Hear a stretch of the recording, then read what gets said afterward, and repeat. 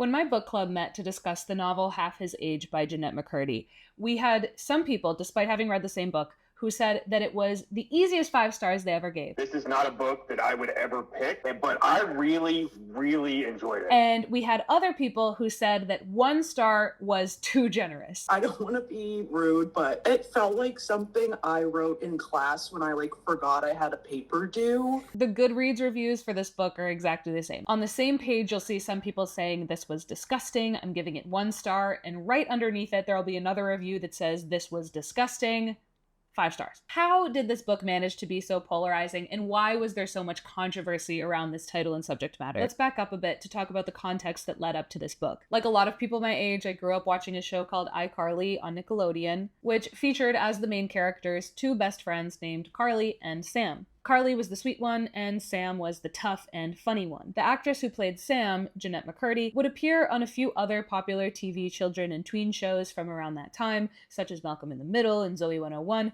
but then she quit acting in 2018. In the early 2020s, a few documentaries, tell-all memoirs, and social media campaigns started coming out about what was going on behind the scenes in many of these famous Nickelodeon shows, like iCarly and Victorious. We now know that sexual abuse was rampant in these environments, and there's been a sort of reckoning with how we treat child actors and even child social media stars, both on and off screen, even if we still have far to go. It was toward the very beginning of this reckoning that Jennette McCurdy announced that she would be publishing a memoir about her childhood, her family, and her past with Nickelodeon. The book would be called I'm Glad My Mom Died, and the cover photo was McCurdy cheekily smiling while holding an urn. McCurdy was already famous, and the book had such an inflammatory dust jacket and summary that it did not need to be good. It still would have made her and her publishers a lot of money, even if it was just sort of mediocre, or if she hired a ghostwriter to handle all the awkward bits. And that was precisely why it was so satisfying when the book came out and readers and reviewers started opening it up and realizing,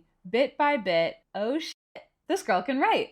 So when I first got to Buenos Aires, I had this job where I would go around the city to different businesses and I would teach English to their employees. And this is a big city, so sometimes I was spending 2-3 hours on public transport every day trying to get to these different gigs. So while I was on the bus or on the subte, I would listen to audiobooks and I would play kind of mindless games on my phone. And little did I know that I could have been actually making some pocket change while I was playing those games. So today's video sponsor is an app where you can play games, and for that time playing the games, you can get rewards that you can either exchange for money or for other real-life prizes. So let me show you how it works. First, you download the app using the link at the top of my description. It's completely free, no credit card or subscription required. When you open it, it's going to ask you for permission to track your gameplay progress. That's just so the app knows when you've leveled up and when it's time for you to receive rewards. And then you pick a game. There are a bunch of different options. Some of them offer higher rewards than others. So I picked a game called Mahjong and I started playing. As you play the game and as you level up, the app automatically starts adding gems to your account. So basically you're just playing the game normally and rewards accumulate in the background. And then once you've built up enough gems, you can redeem them. You can cash out through PayPal and other brand rewards. All you need is an email address for them to send it. So if you already play games on your phone and you want to try earning a little something for it, you can download Cash Giraffe using the link at the top of my description. And you'll get up to 3,999 gems as a welcome bonus, so you can actually start earning right away. Okay, let's get back to the video. The book was a sensation. According to Rolling Stone, more than 3 million copies of this book have been sold. The story was equal parts funny and harrowing. It detailed precisely how McCurdy's mother, who was physically, emotionally, and sexually abusive, pushed her into show business and even taught her methodically and intentionally how to have disordered eating. McCurdy also describes an inappropriate relationship with someone at Nickelodeon who she calls in her book The Creator, which many readers speculated was Dan Schneider, a Nickelodeon executive producer who has been accused of sexual misconduct. And although he denies all allegations, in hindsight, the shows he produced and the relationships he had with the young actors were creepy and sexualized. I want to clarify that in I'm Glad My Mom Died, Jennette McCurdy does not reveal that she has a full-blown sexual relationship with Dan Schneider. I realized while editing that I might have made it sound that way. What she describes instead is instances of boundary testing, massages, touching, kind of like an inappropriate, creepy relationship. But she does later clarify that she had a relationship with a different man who was in his 30s when she was 18. And that is the relationship that people recalled when they were reading this new book and thought that she might have been drawing on personal experience. McCurdy's mother ultimately passed from cancer in 2013, and McCurdy's acting career sort of fizzled out not long after. You learn in I'm Glad My Mom Died that McCurdy didn't want to be an actress as a child. She really wanted to be a writer. So it makes sense that after the success of her first memoir, that she would make a switch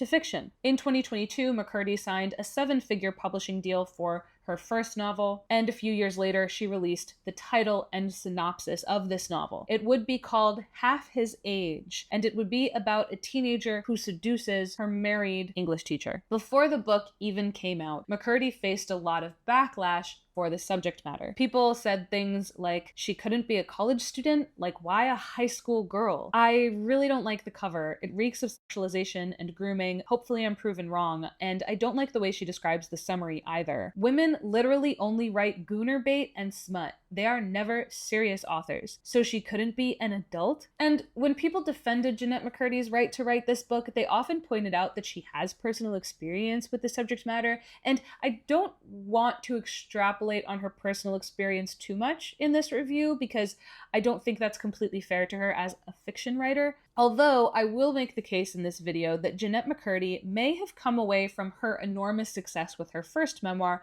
with the conclusion that her book was popular because it had these salacious elements and not because it was well written. In reality, I think the book was popular because of both of those things, but what I personally saw in Half His Age was a debut fiction writer who might have certain insecurities in her writing and cynicism in her view of the world and the readers that limited what could have been a profound postmodernist piece of literary fiction. Because what made this novel distinct was not that it was an age gap relationship book, but that it was a commentary on desire and overconsumption. I'll go through the book so you see what I mean, and I'll include some clips from my book club throughout the conversation to punctuate the points that I'm making. Note that you can also join my book club and be invited to these conversations. It's $3 a month through the Patreon link in the description. The book starts with a bad sex scene the night before the main character's first day of her senior year of high school. The main character, Waldo, is a disinterested, neglected teenager who lives in Anchorage, Alaska, and she's hooking up with a boy her age named Randy. And in a moment of foreshadowing, she reveals that she once found this guy sexy and mysterious, but now she just finds him greasy and boring. The writing style is blunt, it's cheeky, it's concise, and transparent. While Randy and Waldo are having sex, her mind wanders and she remembers when she was a child and her mom told her that she was hard to love, then denied having said that a few days later. After Waldo and Randy have sex, she says that she must, quote, accept in the awkward silence the itchy fact that I settled for pleasure when what I wanted was connection, close quote. And this will become a major theme of the book. Waldo trying to replace authenticity with cheap, quick replicas in many aspects of her life. So Waldo tells Randy that she thinks they should break things off, and he agrees casually, pleased to have squeezed one last cheap thrill out of Waldo's body before moving on. And if that chapter 1 was too cynical and depressing for you, then you're certainly not going to like the rest of the book. When Waldo gets home, we learn that her mother is not around, and she rarely is. Waldo's mom has had a series of boyfriends whom she prioritizes over Waldo. She communicates with Waldo primarily via post-it notes, which Waldo saves in a box, desperate to hold on to some form of connection with her mother. We also learn that Waldo's dad isn't in the picture, and throughout Waldo's life, her mom has become so emotionally invested in these series of boyfriends. Right now, her current boyfriend at the time of the book is named Tony, that she vacillates between these extremes of fully neglecting Waldo when she's in a relationship and dedicating everything that she has to this boyfriend, or becoming super depressed and needy when one of the boyfriends breaks up with her. The mom was, I thought, a very well-written character because she isn't cartoonishly evil. There are actually many moments where she says sweet and affectionate things to Waldo, and I do even believe that she loves her daughter, but her inability to deprioritize her romantic partners causes her to behave very poorly in other aspects of her life. For example, she can't hold down a job because whenever she gets dumped by one of her boyfriends, she falls into such an extreme depression that she can't go to work, and as a result, Waldo and her mom don't have a lot of money, and Waldo essentially lives alone in a trashed, tiny apartment. Waldo works at Victoria's Secret, and she uses the little money that she does earn to fuel an online shopping addiction. She also spends a lot of time on social media, which is described bluntly to us readers as such. Quote, I watch 10-step curly hair tutorials on YouTube. I switched to a video of a girl my age thrifting. Then JFK getting his brains blown out in the back of that convertible. Then a beauty guru $700 Sephora haul. Close quote. I liked these parts where she describes the whiplash of viewing videos on social media. It reminded me of White Noise by Don DeLillo, in which the first-person experience is so saturated in media and advertisements that the inner narration of the main character becomes a collage of sound bites from advertisements and news clips and quotes from movies, punctuated by fear of environmental collapse and death and despair. And in White Noise, just as in Half His Age, the results are terrifying, because when you're living in a modern consumerist culture, you don't notice just how grating and unnatural it is to have to jump from one topic to another so quickly in your inner monologue. But when you see it written out in the pages of a novel, its absurdity in the way it can castrate your ability to enter into deep thought is so apparent. Waldo ends her night with an online shopping spree, buying mostly products that are low quality, fast fashion. When she's done, she feels excitement, but also a wave of regret. The next day, Waldo's English teacher, Mr. Corgi, that's Korgy, his name is Corgi for some reason, her name is Waldo for some reason. My book club and I, we have no theories about why they had such silly names. But Mr. Corgi starts the class out by saying, quote, "I'm a failure, an absolute failure. This was not my dream. I wanted to be a writer." Close quote. And Waldo feels instant, overwhelming attraction to this teacher. She feels like she's finally encountered someone who is real. There's a term for this. It's masochistic epistemology, which is fun to say out loud because it makes me feel very smart. Masochistic epistemology is a cognitive bias, and it's the idea that if something hurts emotionally or if something is painful, then that makes it more true. But this is a fallacy. Just because something is painful to believe or think about, that doesn't mean that there is more valor or truth to that belief. Masochistic epistemology is very common among angsty teens, and our Alaskan protagonist is afflicted. She thought her cynicism was maturity, but she didn't have the frontal lobe developed to take notes from the judgments she had about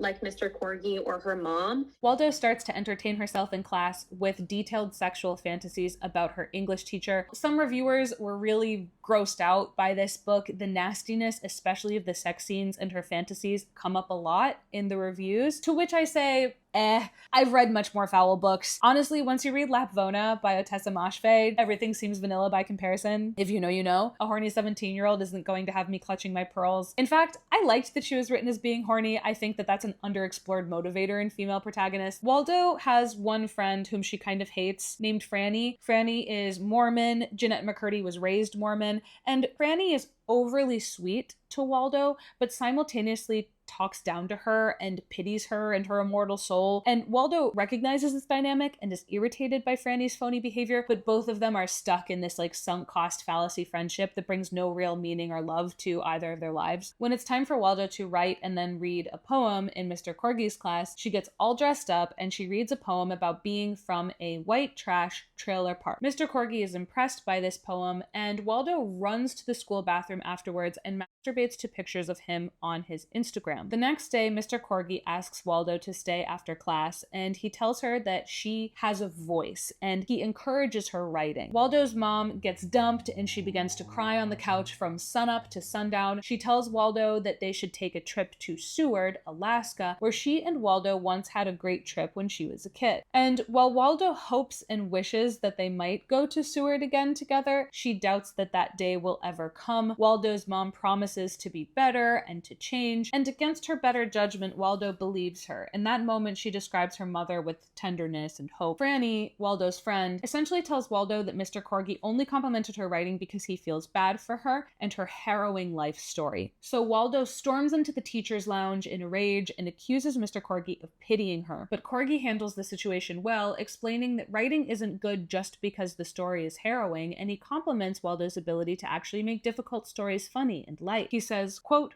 "Waldo, rest assured, I do not pity you. Far from it. I respect you." Close quote. When Waldo gets home, she finds that her mom has left her a sticky note letting her know that she's patched things up with Tony, her boyfriend. Instead of saving this note, Waldo throws this one away. Another theme is that Waldo eats exclusively junk food. She is always described eating Twix, pizza rolls, chips. It ties into this consumerist, postmodern feeling of the book where everything, even the food, is a signifier of meaning, a replica of something life-giving and real, but reduced to its most cheap and empty alternative. One day, when Waldo is working at Victoria's Secret, Corgi comes in dressed in a tracksuit and a baseball cap. He claims to have spotted Waldo from outside and decided to come in and speak with her. They chat a bit, and Waldo feels that her own jokes are stupid and rough, while Corgi's humor is smooth and genius. Corgi tells Waldo that he told his wife about her. He said that he had this promising writing student this year, and she suggested, that's Corgi's wife, that they invite Waldo over to dinner. He clarifies that it is not a pity dinner, but rather a dinner out of respect, and then he winks. And Waldo is undone. So Waldo goes on a consumption rampage, buying herself all new toiletries, which cost $114. She says she can't afford it, but she buys it anyway because she justifies it as investing in herself. One critique that came up in my book club was that there were questions of, well, if she couldn't afford it, then how does she keep going on these spending rampages? I was also wondering that at this point. We'll talk about it a little bit later. McCurdy describes Waldo's full beauty routine, and I actually really enjoyed these parts when she goes into detail about the shampoo and the leave-in conditioner and the sugar scrub and the shaving cream and the lip sleeping mask and the body butter, the face mask, and on and on and on and on. It's this routine that we usually watch in TikToks and Reels, so I was surprised that I found it so satisfying to read about it as well, like the smells and the colors and emotions. There was something that reminded me of the film The Substance, especially when McCurdy wrote, quote, "There can never be too much scraping, too much sloughing off of a woman's body," close quote. Did I pronounce sloughing right? I'm sure you'll let me know in the comments. Waldo wears a Lulu knockoff pleated tennis skirt with black tights, boots, a halter top, and a zip-up acrylic sweater. Waldo describes Gwen, Corgi's wife, as effortlessly feminine and kind, which makes her feel stupid for putting so much effort to look the way she looks. Gwen makes polite small talk about her and Teddy, which is Corgi's first name, going through familiar stories with fake laughs in all the right places, but when Gwen asks Waldo about herself, Waldo just sort of trauma dumps, and it makes Gwen feel uncomfortable. Gwen asks Waldo if she likes any boys at school, and Waldo says, "I guess there is someone," and then she looks up directly at Mr. Corgi, and they share a millisecond of eye contact, and then Corgi's son Gregory appears, and he's a baby. He says that he woke up, and so Gwen disappears to go help him fall back to sleep, and after she leaves, instead of talking, Corgi and Waldo just stare at each other, and Waldo describes this as extremely intimate. At this point, it is hard to know if Waldo has her love goggles on and is engaging in wishful thinking about her relationship with Corgi, or if there is really some aspect of him feeling mutually about her, some romantic connection. Afterwards, Waldo sends an email to Corgi that ends with, quote, "I hope to someday find someone I can look at the way Gwen looks at you. Maybe I'll try with the boy at school," close quote, and then she puts a winky face and her phone number. Corgi calls her on Thanksgiving while she is with Franny's family, ostensibly to make sure that she has somewhere to spend the holiday, but he ends up sharing that he's been drinking and he's not writing anymore, and that makes him sad, and he can't spend Thanksgiving with Gwen's family because her mom doesn't approve of him. Gwen comes from money, and her mom thinks that Gwen can do better than Corgi. So on this phone call, Waldo invites Corgi on a walk to talk about it, but when she says that, he puts his guard back up and he comes up with an excuse to hop off the phone, and Waldo feels rejected and depressed. But then the next day on Black Friday, while Waldo's mom tries on sexy bras and lingerie in front of her in Victoria's Secret, Waldo gets a text from Corgi inviting her on a walk. And so Corgi leaves work with an excuse, and in a frenzy, she covers herself in perfumes and lotions and makeup so she can meet up with Corgi near the school. On the walk, Corgi shares that his sister died when she was 15 and he was 16 from what he calls a freak accident. He was the one who found her in the bathroom. After he tells Waldo this, he apologizes and says that he shouldn't have said that because it's not an appropriate thing to tell a student. When they discuss Christmas decorations, Waldo becomes insecure about her taste. She feels that she has, quote, "the stink of white trashness trailing her wherever she goes," close quote. She tells Corgi that she wishes she knew all of the things that he knows, and he says, quote, "Well, we're even then, because I wish I knew all the things that you know." And then Waldo slips and she falls on the ice, and Corgi catches her, and then she quickly leans in and she kisses him. Corgi immediately pulls back, shocked and upset. Waldo apologizes and she says, "I just thought the way we talk, the things we talk about, the way you look at me like you've seen me, all of me. I just felt there was something between us," close quote. Corgi replies, "Oh, Waldo, I do see you, but I'm sorry to tell you you're wrong about the nature of this dynamic. You're very wrong. So Waldo tries to get in her car and drive away, but her car isn't working, so she goes and gets in Corgi's car, and they wait for AAA to come. Waldo again apologizes, and she asks Corgi if he will report what she did. He says he won't report it because if anyone found out, he would be fired. Waldo doesn't understand this. She says, but I came on to you. He says it doesn't matter, and he says he should have seen it coming as the adult, and he shouldn't have engaged with her at all. Waldo says he did nothing wrong, and Corgi says that's not what other people will think, and Waldo pleads with him, saying, quote, who cares what other people think? People are mostly stupid anyway. They don't think for themselves. They just regurgitate headlines and buzzwords or the point of view of the people they follow on Instagram. I would have thought that you didn't care about what people think. Close quote. But Corgi begs her to stop talking, and finally AAA arrives and they take her car away. When Waldo gets home, her mom is with Tony and they're making out, and Waldo's mom can't be bothered to even just heat up some tacos for Waldo, which hurts her. Tony leaves abruptly while Waldo's mom begs him to stay for dessert, and after he leaves, both Waldo and her mom sit despondent in front of the TV watching The Bachelor and eating cupcakes. When Waldo goes back to school, Corgi is gone and he's been replaced by a substitute. Waldo falls into a depression without seeing Mr. Corgi for 2 weeks, and then at the winter formal, she connects with a guy from her English class named Nolan, who is her age. He's lanky and sweet and dorky and wholesome, but Waldo sort of rejects him and she slips out of the dance. She sneaks into Mr. Corgi's room, but is disappointed to find that it doesn't smell like him, so she tries to smell his chair to get a whiff of him. But when she's smelling the seat, she hears someone say, Waldo? And she spins around and it's him. It's Mr. Corgi in the doorway. She asks him where he's been and asks him if it was because of her that he left. But he says no. The reason he was gone for 2 weeks is because his dad died. He's come to his classroom because he needs to catch up on a lot of work from the time that he was away. He tells Waldo to get back to the dance, but she asks if he will hug her first. When he doesn't respond, she steps forward and she wraps her arms around him. But then, as she smells him and rubs his back, she feels that he gets an erection. She takes this as confirmation that despite what society tells him is appropriate or not, his body is attracted to her. And that is all the motivation that she needs to push him down into his chair and straddle him. Corgi protests and he begs her to get off him, but she grinds up on him and she gets him to call her baby, and he actually finishes without ever having to take off his pants. And overall, the whole thing is very uncomfortable to read. I'm very uncomfortable reading it aloud again right now. He says that he's sorry, and then he says, well, that was really something. And then he excuses himself to clean himself off, and Waldo escapes back to the dance. The next day, Waldo is looking at Corgi's Instagram again, and she avoids all of the pictures of Gwen. McCurdy writes, quote, and then I have the audacity to feel proud of myself. Proud for that fleeting moment of guilt that I did nothing about, that I shoved aside with more swipes and clicks and scrolls so that I could get to more photos of just him. Photos that allow me to feed my obsession scot-free and guiltless. Close quote. Later that day, Corgi texts Waldo, we need to talk. They meet up for coffee, and Waldo notices that he's wearing the same baseball hat to cover his face that he was wearing the day that he came into Victoria's Secret. He says that he would lose everything if anyone found out, and he tells Waldo that she can't tell anyone, but he also admits that he has feelings for her, even though he clarifies that he can't do anything about them. After protesting, Waldo makes her final appeal. Quote, I don't want a boyfriend. I want you.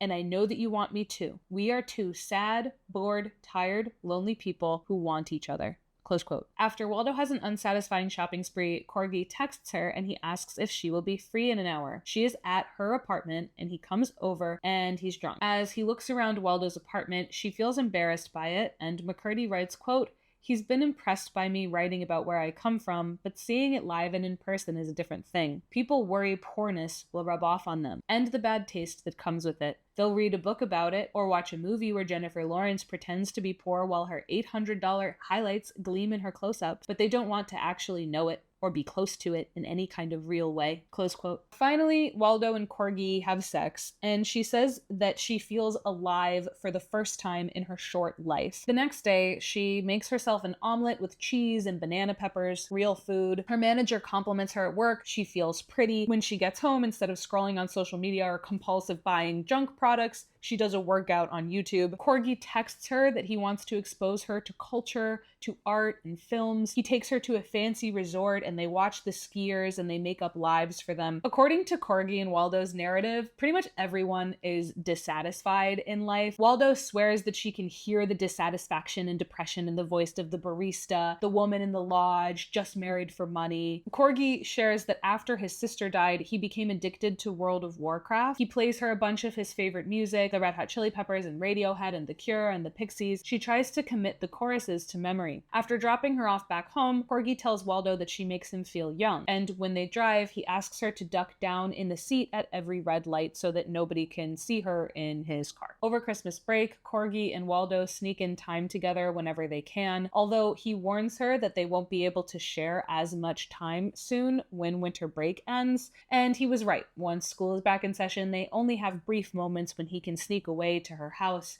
So they have this frenzied, passionate sex, and then the alarm on his phone goes off and he leaves. They almost get caught a few times, once when they're having sex in the school cleaning supplies closet, and another time when Gwen calls while Corgi is at Waldo's house. Waldo notices that Corgi is very complacent with his wife. She tells him what to do and she bosses him around, and it's like a very typical sitcom marriage between a nagging wife and an incompetent husband. And I understand that that would be Waldo's view of Corgi's wife, but after a while it did start to feel kind of grating that this woman was such a one-dimensional character, and so were many of the peripheral characters in this story. But in his relationship with Waldo, Corgi's status in his mind and in Waldo's mind is elevated, and instead of being an incompetent husband, he is this misunderstood intellectual. McCurdy writes, quote, "I'm used to the person I'm dating or sleeping with or whatever it is telling me all the things I ought to know instead of getting to know me. It's how men or boys or both communicate. They quote and they riff and they rant and they explain and they explain and they explain. But with the others, it's been cringy. Randy Julep quoting Joe Rogan or Paul Bornstein ranting about Michael Bay's cinematic prowess. Corgi's a different breed, a learned man with good taste and well-honed perspective and hard-earned life philosophies." Close quote. But Waldo grows dissatisfied with her arrangement with Corgi. It's frustrating that he's always running off and can't fully be with her or be dedicated to her. She tries to play it cool. She doesn't want to nag him. She reminds herself that she is his mistress, his reprieve from all the pressures of life. When he has a moment to text her, she drops everything to reply. In one scene, they have plans, and Waldo tries on many outfits, many identities in a rush, only for him to cancel last minute. Waldo wishes that she knew more about Corgi and his day-to-day life. She says, quote, "If only I knew his schedule, his preferences, the brand names of the household products he uses, then I might actually know him." Close quote. I highlighted that part because it speaks to how saturated we've become with consumption when a person thinks that knowing the brands that someone uses is knowing who they are in their very essence. Healthy consumption is recognizing that products are tools that we use to reach a certain end, and at most they can represent something about a person and who they are inside. For example, a person becomes good at running, so they buy carbon-plated running shoes. This healthy process starts with building an identity, in this case through running, and then that identity necessitates certain products. But in a hyper-consumerist culture, marketing promises that the products themselves create the identity instead of the other way around. Buy carbon-plated shoes, and that's what makes you a real runner, not, running. In this perversion, the signifier again gets mistaken for the real thing. And Waldo concludes that in order to really know someone, you must know the media they consume and the brands that they purchase. If that were really the case, of course, that would mean that the advertising cookies on your phone know you better than your mother. But it's what a hyper-consumerist culture would have you believe. Corgi goes on a trip and Waldo is devastated. She's overcome with a desperate longing for him. She wants more of him, just like the products she consumes. It's never enough. Waldo writes, quote, "I've purchased 5 online cards in the days since Corgi left. So many items of clothing that will inevitably wind up in a landfill somewhere, expanding my carbon footprint and contributing to global warming, when in 3 months I'll decide I don't want them anymore, which seems like a thing I should have known to begin with, considering they were never really the thing I wanted in the first place. They were just smaller, more attainable things to want, placeholders for the bigger, insatiable, incorrigible want underneath." Close quote. I'm going to stop reading these quotes because I think you catch the drift. It's a capitalism bad novel dressed up like an age gap novel. I just kind of wish I didn't have to read the nasty age gap stuff to get to the capitalism bad stuff. Just like her mother, with her man now gone, Waldo can't sleep, can't eat, can't take care of herself. Waldo breaks and enters into Corgi's house and masturbates with his cologne bottle, as one does. And I am starting to feel around here like we're just going for shock value without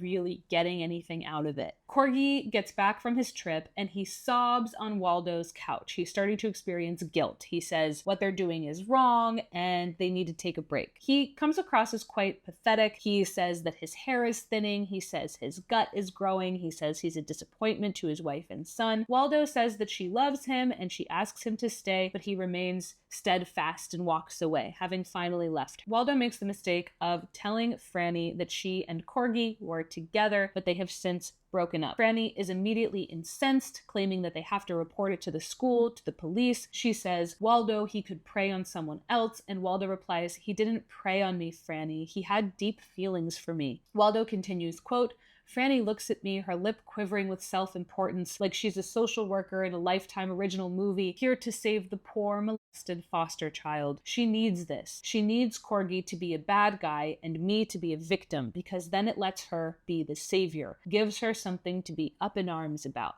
a righteous cause, a purpose. Close quote. Then Franny says, Wally, you sound groomed. And Waldo thinks that's ridiculous, but she starts to cry about how much she loves and misses him. Franny is flattered that Waldo is willing to cry in front of her, so she ultimately doesn't report the abuse. Waldo misses school. She's heartbroken. She tries to make eye contact with Corgi in class, but he is cold and distant. Nolan, the lanky boy who tried to dance with her at the winter formal, notices that Waldo seems off, and he asks her if she's okay. Waldo impulsively asks Nolan out on a date, and he agrees. Waldo and Nolan start going steady. He comes from this sweet board game playing family. Waldo takes Nolan's virginity on his Star Wars bed sheets. He is grateful and enamored, and Waldo just feels guilty. She knows that she is using him to distract her from her heartbreak over Corgi. As they continue dating and they continue having sex, Waldo tries to convince herself to experience pleasure,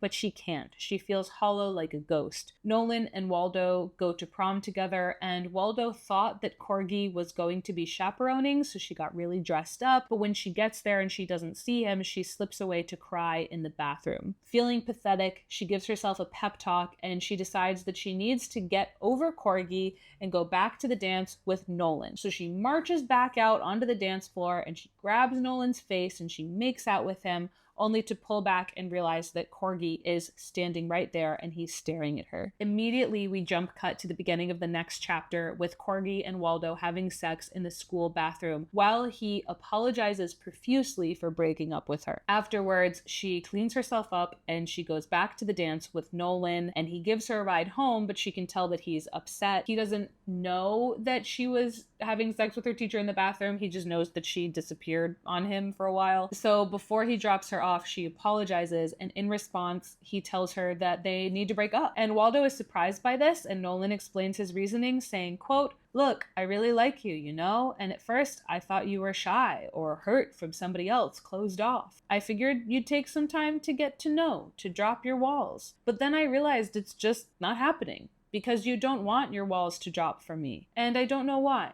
And I tried guessing for a while, but I don't want to anymore. I realized I don't need to know why. I'm a good guy, you know, and I don't want to waste my time and energy on someone who doesn't care about me the same way I care about them. Simple as that. Close quote. And Waldo is impressed by this maturity, and she experiences a newfound respect for him. And after Nolan drops her off at home, he drives away without looking back. So good on Nolan. Corgi and Waldo, they get back together and they start secretly hooking up again. Corgi finally tells Waldo that he loves her. Waldo graduates from high school and summer starts. It doesn't take long for her to start seeing through Corgi's manipulation. She can tell that he says what he needs to say way to keep her under his thumb. Things like, oh, well, you're usually so understanding, and asking if she's okay when she's obviously not, just to not push any further when she mutters, no, I'm fine. She begins to resent him, and she starts enjoying the sex less. There is one scene that I found very over the top when Corgi and Waldo are having sex in his house while she's on her period. And I don't know how much I can describe without getting demonetized, actually, but basically there's blood everywhere. And Gwen comes home, but they manage to quickly clean themselves off, and Waldo hides in the closet. And then Gwen comes up and she thinks her husband has been watching porn. So she tries to seduce him, but Corgi rejects her, knowing that Waldo is in the closet listening, and Gwen kind of slinks off, and Waldo is able to sneak out. And that's it. They never get caught. Waldo realizes that she needs to break up with Corgi, and when she realizes that, it's almost like a light switch turning off. There was a long time when she was resentful and frustrated, but over time she stops even feeling resentful or angry with him, and she just begins to simply feel nothing for him. When she breaks up with him, it is with a clarity and finality beyond her years. Corgi protests by saying, you have to tell someone when you're upset or when you resent something that they're doing so they have an opportunity to fix things. And Waldo replies, you saw that I was hurting, but you pretended you didn't because that would have made your life more difficult, because then you would have actually had to do something about it. And so as reality settles in, Corgi pleads with Waldo, asking her to please not leave him, promising to change, saying that he'll talk to a lawyer and divorce his wife. But Waldo says she knows they're empty promises, and she breaks up with him. But Corgi is addicted. He starts calling her nonstop, harassing her with text messages, hundreds a day, begging her to come back to him. He sends her a pages-long text about how he only ever got married because he felt obligated to, and Waldo simply responds with, lol, you're not going to leave your family for me. And Corgi replies simply, watch me. The next day, he says that he's leaving his wife and he wants her to meet him that night in a nice hotel. Waldo agrees to meet him there, but swears that if he's a minute late, she's leaving. She dons sexy red lingerie and she goes to the hotel that he mentioned, and she waits for him there. She explains that while she truly didn't feel romantic attraction to him anymore, she now feels like she's getting off just on the power trip. It gives her a bump of confidence to feel that she could be the reason that this guy ruins his life in this story. And at 9:30 on the dot, Corgi shows up declaring, I did it. It's over. He collapses into sobs and chest convulsions, explaining that his wife was just so confused. He tried to say that it would be better for her and better for their son. Did you forget that he had a son? Yeah, that's fair. The son is almost never mentioned, and there are no signs that Corgi does really any parenting at all. Corgi cries himself to sleep while Waldo holds him in her lingerie, rubbing his back. Waldo feels like she finally has all of Corgi, even the gross parts, which is what she wanted. The next morning, Corgi muses by saying, quote, I still can't believe it, but life is weird, right? We can't help who or what we love, who or what we want. Might be the most honest thing about people, what we want, close quote. Corgi is the anti-Buddha. Desire itself is the path to enlightenment. Actually, feed all of your carnal desires. On their first day together, they order cheap Chinese food and avoid big topics out of fear that the conversation might get too heavy. Corgi is already needy, saying, our first full day together, I hope you're not getting sick of me, ... But even as Waldo reassures him, she already has a pit in her stomach. So it turns out Corgi, now that he's only on his own paycheck and doesn't have Gwen's family money, could only afford the nice hotel for one night, and the next night they're already in a cheap motel. Corgi makes a string of self-deprecating jokes, clearly insecure that he can't keep up his nice lifestyle. He shows Waldo old movies that he loves, but she only finds them dull and confusing. She starts getting sick of him, but he's very clingy and vulnerable, so even when she says she wants to take a walk, he follows her out the door. Waldo goes back to work, and Corgi starts writing his novel again. He gets very excited. He declares that his creativity is really flowing. Waldo stops by her house for the first time in weeks to find her mom. When her mom assumes that Waldo has been gone because she's been hanging out with Nolan, Waldo says yes, that's what's going on, and her mom is pleased. Waldo's mom likes Nolan. She says that he has class. Then her mom surprises her by saying that she's been going to Love and Sex Addicts Anonymous meetings. Tony broke up with her, and instead of begging for him to not leave, she just laughed and laughed and laughed, because these meetings have helped her realize that Tony isn't the one breaking her heart, but rather she was born with a broken heart, and she's been asking these men to fix something only she can fix. She tells Waldo that this program is going to change her life and it already has. Corgi and Waldo move into a small apartment that he is deeply insecure about. Waldo finds his insecurity off-putting. He starts pulling out books and telling her that she has to read them. Don Quixote, This Side of Paradise, Infinite Jest. McCurdy writes, quote, "He shakes his head with a self-important reverence, like loving a piece of art is the same as creating it himself." They have a discussion in which McCurdy doesn't break the fourth wall, but pretty transparently explains to her readers why the book is written in such a blunt writing style with Waldo as her mouthpiece. Here's what I mean. Corgi says to Waldo, "Fitzgerald might be a bit flowery for you." And Waldo replies, "Yeah, he's not for me. What's that saying? The simplest explanation is almost always the best. Occam's razor." Like, Corgi interrupts her and he goes, "Occam's razor." And then she writes, quote, "Corgi puffs out his chest like an arrogant schoolboy, proud to know the technical term. Sure." I nod. "Occam's razor." That's how I feel about writing. I like writing that's simple, plainly stated observations. No fluff.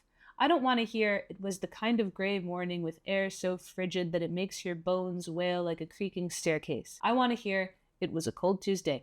My bones hurt." Get to the point, you know? Close quote. I feel that there's almost an insecurity here from the author, like a lack of trust in the reader, and we'll come back to that later when I give my full review. Waldo stops feeling attraction to Corgi entirely, and he can tell, but he doesn't confront or address it. They fall into a routine of work and shopping sprees and fast food and movies that Corgi loves and Waldo hates. The sex scenes in this part, really for the whole book, but especially this part, are such a slog to read from Waldo's perspective. Waldo's mom gets pretty involved in the Love and Sex Anonymous meetings, and she swears that she will really take Waldo to Seward. This time she means it. Waldo starts coming home from work late, avoiding Corgi. One day she comes home late and he's drunk, and he starts lecturing her about how she needs to go to college and she needs to take her writing more seriously. But the thing is, Waldo never wanted to be a writer. He's projecting his desires onto her, but he doesn't really know her at all. He finally drunkenly accuses her of not loving him anymore, and when she doesn't respond, he slams his fist on the table and he says, quote,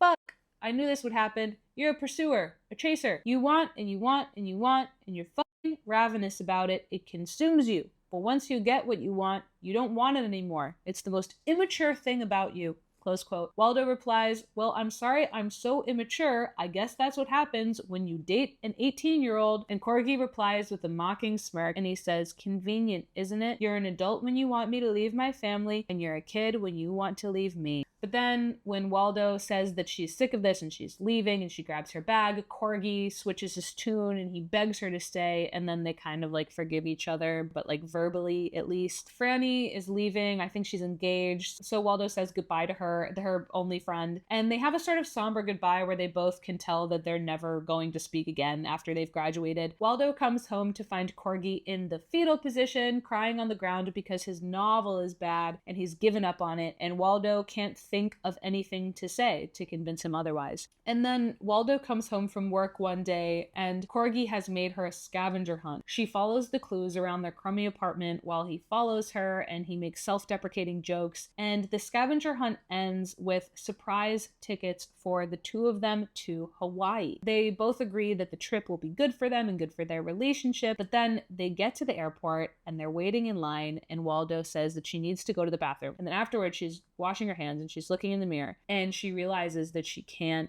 go back, like she can't get her feet to move. And so impulsively, and while Corgi is sending her these honestly very sad, like desperate texts that gave me heart palpitations about boarding and checking their bags and missing their flights, Waldo quickly leaves the airport. McCurdy writes, quote, "I walk past restaurants and candy shops, perfume shops and clothing boutiques, and I don't look at anything.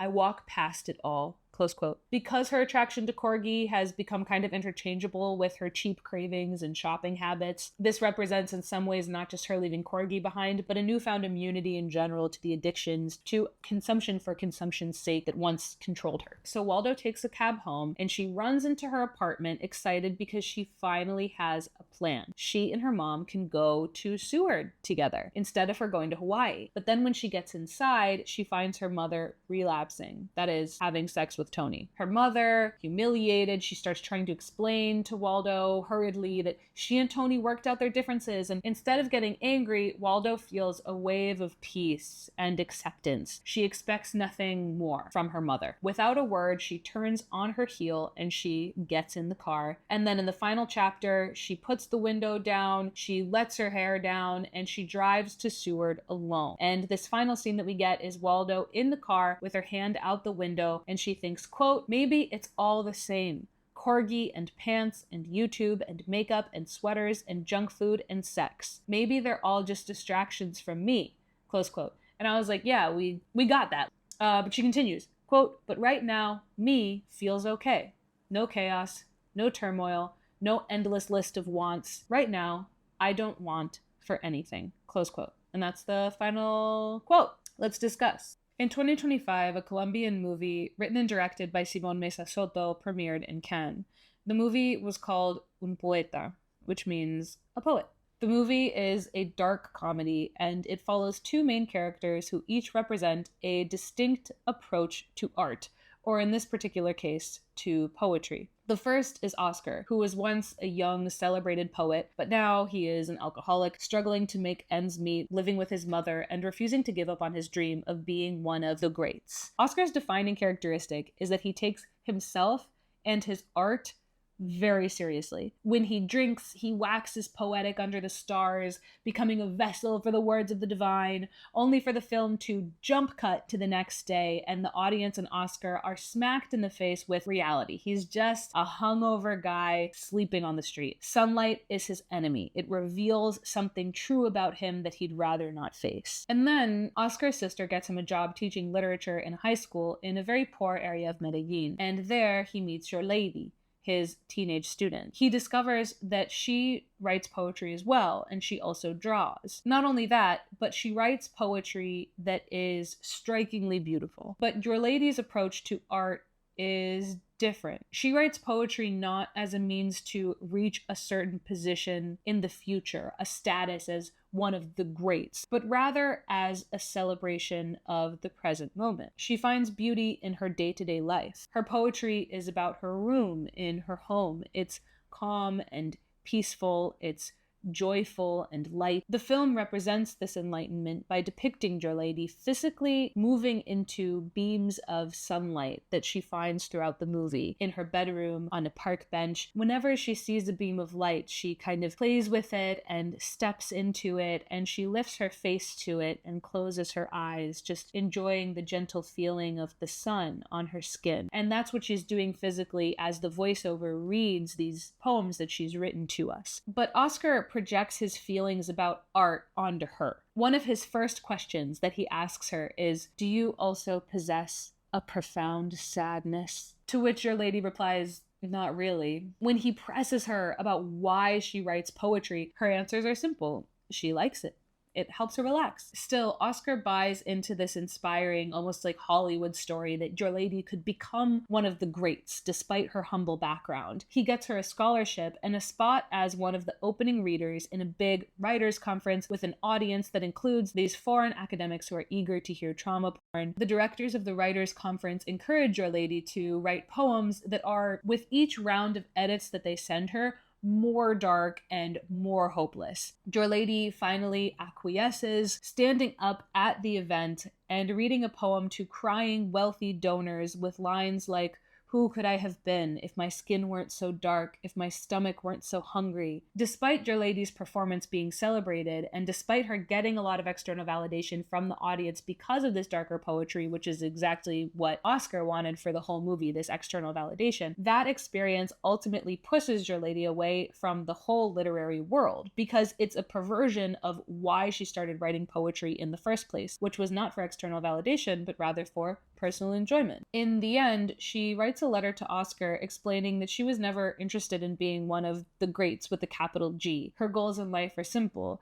a family, a home, peace. She wrote poetry as it fit into these goals because it brought her peace. And what made her poetry so special was that you could join her in that piece. The writer's enjoyment and the author's enjoyment in the act of creation became the enjoyment of the reader as well. But in Jelady's case, it didn't even have to be poetry or art. She also found joy in her sparkly nails and in her pretty bed sheets. In the end of the movie, Oscar also notices and steps into a ray of sunlight. He pauses and then he lifts his face, enjoying enlightenment, even if it's just for a moment. I'm certainly not against writing that deals with dark or salacious themes, but I think that books that over-rely on these gratuitous, dark, and salacious events could sometimes be exhibiting a misunderstanding of why we read a novel and what keeps our attention when we read a book. On social media, millions of people and bots vie for a few seconds of your attention, and there, sex and violence and fear and controversy and spectacle are very effective tools in getting your eyes on them. This same logic has seeped into art and books, and it's a very common mistake, especially among new writers, to think that if you can make your books a shocking spectacle with disturbing, sensitive topics and events, then that's what will make people want to read it. And in some cases, like when you're marketing a book, you could be right. Your query letter, your book cover, and your pitch do kind of have to be clickbaity sometimes for publishers and readers to pay attention to it and give it a chance. But veteran writers or writers who are already successful, these writers who can relax a bit and know that people will read your book even if it doesn't have a clickbaity cover, there is often an ease in their prose. Writers like Lily King and Elizabeth Stroud and Barbara Kingsolver, they have this quiet confidence to their writing. They're not in a rush because they understand that people don't love a book because it desperately vies for their attention and time at every chapter, but rather because it gives the reader a glimpse into someone else's life. For a time, you can experience a stranger's thoughts as your own.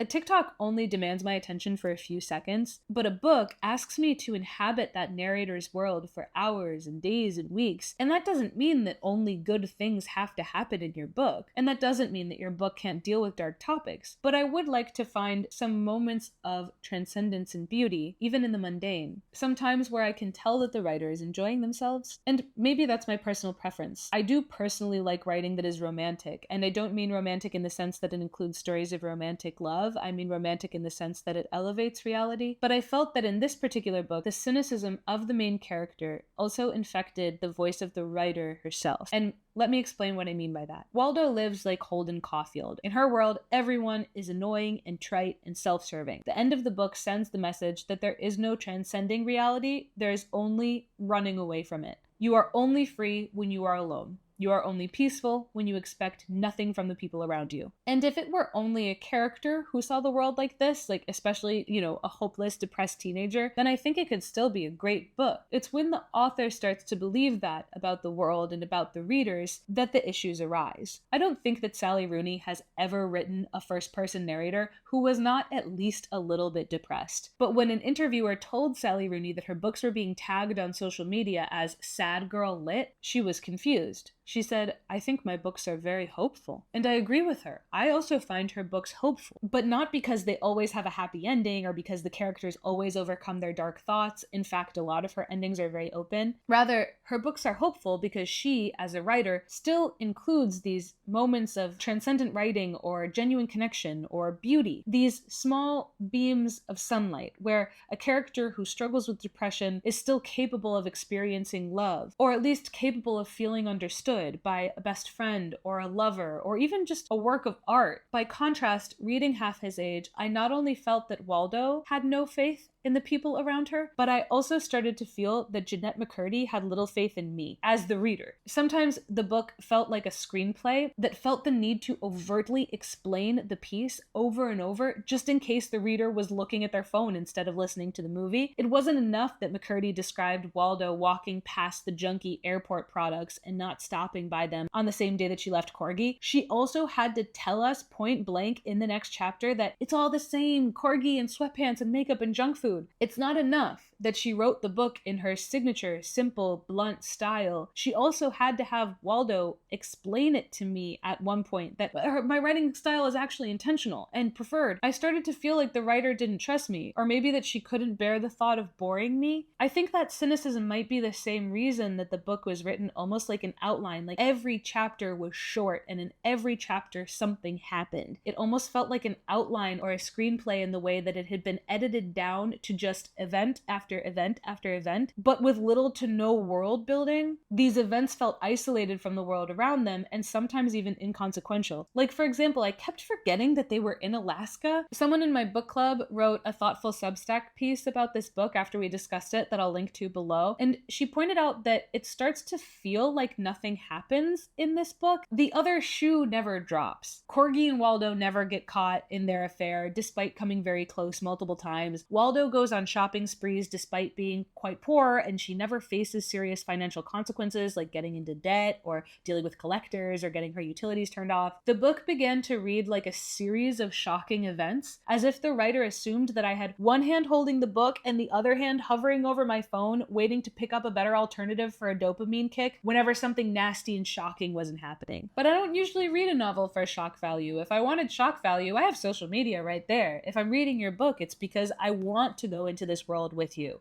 I want to experience a character and their thoughts and their grief and their life and their connections. That said, I love saying that said and then just proceeding to entirely contradict myself. If Jennette McCurdy had written an elevated or romantic story about this subject matter specifically, then she would have been accused of romanticizing abuse. So in some ways her hands were tied, even if it is accurate that in the mind of a young person who is a victim of statutory rape, sometimes the whole experience does feel romantic to that person, like a forbidden love, and they often do genuinely believe that they love their abuser. I talk about that more at length in my Cormac McCarthy video. I still found it so refreshing to see Corgi portrayed in this book as the way that abusers often are in real life, which is not romantic and misunderstood and handsome but troubled, but rather is just kind of pathetic. I'm not complaining because Waldo's relationship with Corgi wasn't elevated and romantic, but I think she could have found some form of genuine connection with other sources in the book, even if it's a close friend or a different trusted adult or just a poem or the song or the sky.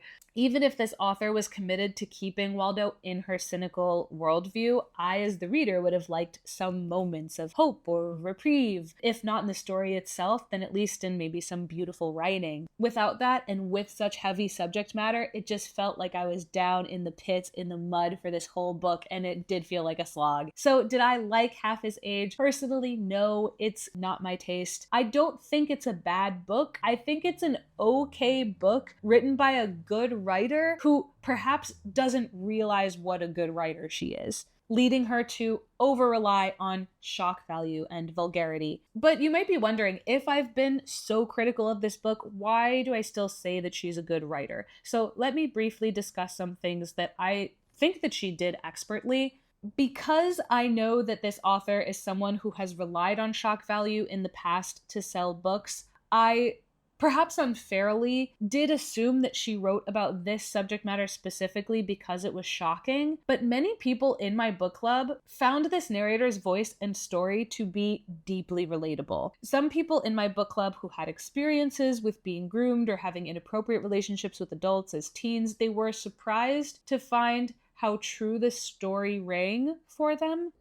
The Me Too recent books were not capturing my experience and that of my other friends, especially being young. And I felt this book did. I actually teared up a little bit at the end when she made the choice to end this toxic relationship, because I also know what it feels like to draw a line in the sand and put that behind you in your life. I never felt, as I was reading this book, that McCurdy wrote this story because she was trying to prove a point about grooming. Her characters went beyond just stereotypes, especially with the fact that Waldo came on to Corgi a lot instead of just the other way around. Was this a morally ambiguous story? Still no, he was the adult and he did pursue her in multiple ways, even if Waldo didn't register that in the moment in the book. But Corgi wasn't this stereotypical evil groomer, and Waldo wasn't a stereotypical passive victim. And I commend McCurdy for structuring the story in that way. I think that if every story about grooming always looked the same, then we would actually be doing a disservice to victims who can and do have varied experiences. I remember listening to an interview with Zadie Smith, and they asked her about Toni Morrison, and I can't find it now. So if I describe this and this sounds familiar to you, then please link it in the comments. But she was talking about Toni Toni Morrison, and she said that Morrison had this talent for extending such a deep understanding to all of her characters, even the ones who did terribly evil things, without excusing the evil things that they did. And Zadie Smith actually attributed this to Toni Morrison's being a Catholic and her belief in every human being possessing original sin. But regardless of its origins, this ability to empathize with all of your characters, or at the very least to understand why they do what they do, is something I look for in writers of fiction for adults, and I celebrate it when it's done well. I don't think that McCurdy relied on stereotypes and tropes to write this story, and I think that is precisely what made the story so relatable to so many people. I didn't feel that she was trying to say something about grooming as a whole. She was just trying to tell one particular story, and that's crucial, I would say, to writing a novel, because stereotypes suffocate your characters. A professor once told me that art starts with questions. So if you're starting to write a story and you think you already have all the answers, then that's not art, that's propaganda. I felt that this story started with and posed many questions, and that made it engaging. One of the most comforting quotes for writers that we love to pass around, even though we can never figure out precisely who said it first, is, "A novel is a long story with something wrong with it." I also like Stephen King's advice of making the characters first and then putting them into certain situations and seeing what they do, because if the characters are well formed enough, then they will tell you what they want. They'll tell you what happens next. That approach often tends to make a more real story than a book that started with a writer saying, "I'm going to write a book about why grooming is bad." I think that sort of like individuality in the story can allow us to engage with it critically a lot better, and it leads to a lot more discussion as opposed to like a Cocomelon version of like good guy, bad guy, right? If McCurdy was trying to make a point about anything, I didn't feel that it was about grooming so much as it was about consumption and desire. In their review of this novel, The Atlantic wrote, quote, "Half His Age isn't about abuse or exploitation or even the power dynamics of what we now call age gap relationships. The book reads much more like a postmodern novel for the fast fashion generation, a portrait of a civilizational decline told through declining mall chains, ultra-processed foods, and relentless consumption. Online shopping isn't just a compulsion for Waldo, it's an assertion of her existence." Close quote. I felt that the themes of consumption and compulsion were able to shine precisely because McCurdy wasn't trying to tell us something definitive about the nature of the world and the nature of grooming. The relationship wasn't the point of the book. It was just another one of Waldo's desperate compulsions, another futile grasp at identity. This book is often compared to Lolita because of the subject matter, but I think it would be more at home with the postmodernists. I already mentioned White Noise, but it also reminded me of The Knicks at different points, which also featured a disenchanted professor with a video game addiction. But in The Knicks, this teacher rejects the advances of his desperate student in an immaterial plot point and ultimately goes on to discover transcendence and personhood. And that's one of my favorite books. A lot of the issues that I'm bringing up are typical of a debut. What is atypical is McCurdy's ability to subvert expectations, to understand her characters, and really create a page turner. I said in my book club chat, I'm glad that McCurdy tried her hand at fiction because I think that McCurdy has a great novel in her. I just don't think that this was it. Okay, I'm gonna go to bed. Subscribe to my channel. These take me a really long time, so it really helps me out if you subscribe. My name is Siobhan Barra Aguilar. I'm a writer. I do like reviews like this all the time. Sometimes I'll just do like article summaries and stuff. So if you liked it, yeah, please subscribe and follow. Ring the bell, drop a comment. Thanks. Bye.